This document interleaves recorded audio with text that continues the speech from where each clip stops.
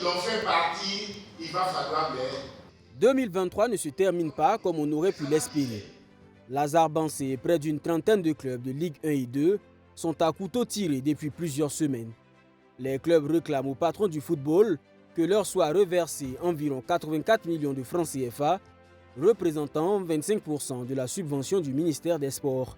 La Ligue 1 et la Ligue 2 sont suspendues depuis le 4 novembre et toutes les médiations pour la sortie de crise sont tombées à l'eau. Une crise qui a failli faire oublier un exploit inédit réalisé quelques mois plus tôt. À Budapest, lors du championnat du monde d'athlétisme, une étoile burkinabé a particulièrement scintillé dans le ciel hongrois.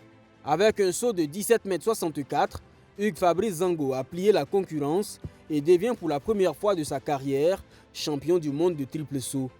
Du retour au pays, il est élevé au rang d'officier de l'ordre de l'étalon.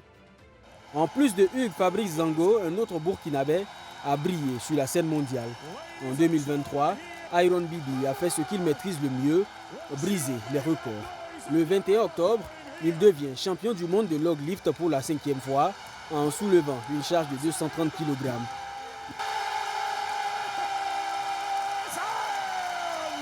Une performance accueillie de la meilleure des manières au plus haut niveau de l'État.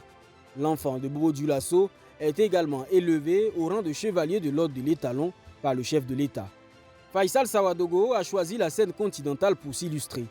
Il remporte la médaille d'or au championnat d'Afrique de taekwondo tenu à Abidjan le 5 novembre. Le Burkinabé s'est imposé face à l'Égyptien Seif Eissa dans la catégorie des moins de 80 kg et permet aux Ditaniais de résonner au bord de la lagune ébriée.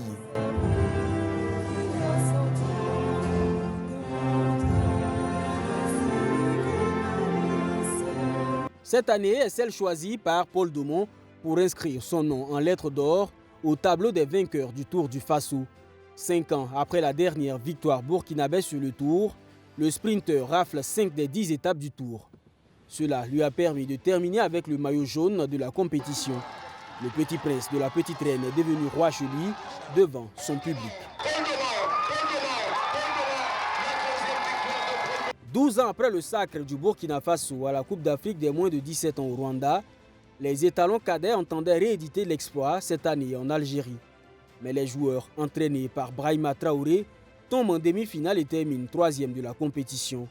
Une place qui permet d'être du voyage de la Coupe du Monde de la catégorie en Indonésie. Les jeunes burkinabés ne passeront pas la poule et terminent avec un bilan de 2 défaites pour une seule victoire. Quant à l'équipe Fagnon, son seul exploit en 2023 est la qualification à la CAN en Côte d'Ivoire, 2 journées avant la fin des éliminatoires. Un exploit qui n'avait jamais été réalisé auparavant. Logé dans la poule E en compagnie de l'Algérie, l'Angola et la Mauritanie, Hubert Velud et les siens vont tenter de décrocher la première étoile du pays.